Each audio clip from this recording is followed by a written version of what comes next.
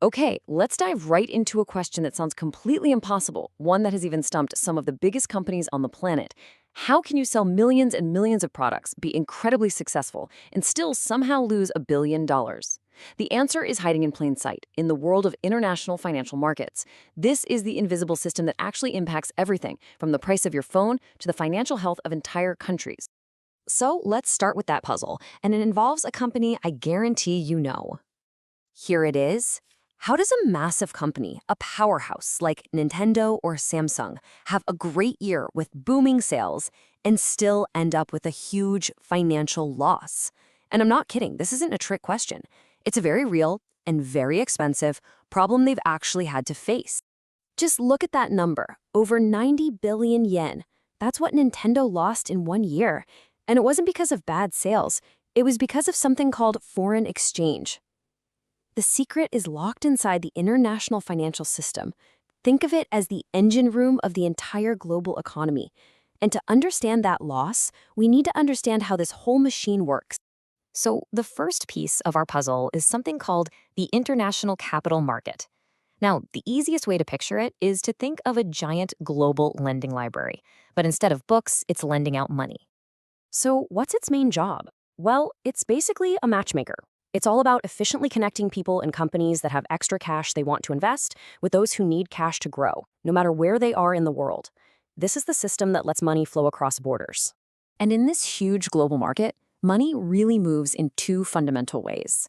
A company can borrow it through debt, which is basically a formal IOU, like a bond that you got to pay back with interest, or it can raise money through equity. That means selling off a tiny piece of the company itself, what we call stock. So here's the bottom line. This global pool of money is pretty much a win-win. For companies that want to grow, it means it's cheaper to borrow money. And for investors, it reduces their risk because they can spread their money all over the globe instead of putting all their eggs in one basket. But wait, for all this money to actually move between countries, it has to be able to change its form, right? And that brings us to the second massive part of the system, the foreign exchange market. So if the capital market is the planet's lending library, this thing is the world's biggest nonstop 24/7 currency exchange booth. I mean, the scale of this market is it's almost impossible to wrap your head around. We're talking about $4 trillion traded every single day. That's more than the entire yearly economic output of most countries on Earth. And the crazy part is it's not a physical place like the New York Stock Exchange.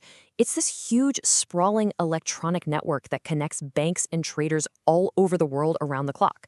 That's what makes it possible for currencies to be bought and sold constantly, which is what sets the exchange rates we see every day. This slide breaks it down perfectly. You've got a company in Malaysia selling computers to someone in France. The French customer pays in euros, naturally, but the Malaysian company needs to pay its workers and suppliers in its local currency, the ringgit. Well, the foreign exchange market is that critical bridge that converts those euros into ringgit. Without it, international business would just grind to a halt. Okay, so now we have our two key pieces on the board, the giant global pool of money and the marketplace for swapping it from one currency to another. Let's use them to finally solve that Nintendo puzzle. This quote right here, this is the smoking gun.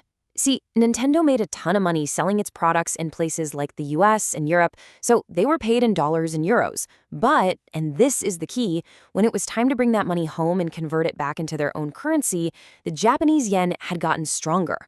All of a sudden, every single one of those dollars and euros was worth less yen. This right here is the exact nightmare that cost Nintendo almost $1 billion. It's called exchange rate risk, and it is the single biggest headache for every company that does business across borders. You could have a fantastic year, but your profits can just evaporate because of currency movements that are completely out of your control. It sounds like a completely unsolvable problem, doesn't it? I mean, how can you possibly plan your business when the actual value of the money you earn could change dramatically from one day to the next? Well, funny enough, the same market that creates all this risk also provides the solution. It's a strategy called currency hedging. Basically, companies use financial tools to lock in an exchange rate for the future. It's kind of like pre-booking your currency exchange. You might not get the absolute best rate possible, but you're totally protected from the worst-case scenario. It takes all that uncertainty off the table. Now, I know what you might be thinking. Okay, this is all very interesting for these huge corporations, but what does any of it have to do with me? Well, it turns out it has everything to do with you. This system has a direct impact on our daily lives. You've probably seen a scene just like this, right? Whether you're exchanging money for a trip, or maybe a relative is sending money home from another country, the amount you actually get is decided by these massive, invisible market forces.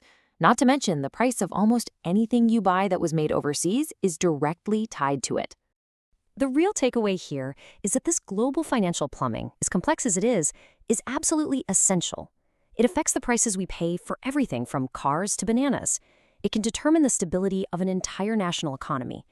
And it's the system that channels money from places with extra savings to places that need investment, fueling growth all around the world. So the crucial point is that while this incredible system connects all of us in ways we never were before, that very connection creates brand new risks. And that leaves us with a big, multi-trillion-dollar question for our time. As money zips across borders faster and more freely than at any point in human history, are we building a stronger, more connected world, or a dangerously fragile one? And now you understand the engine that's driving that very question.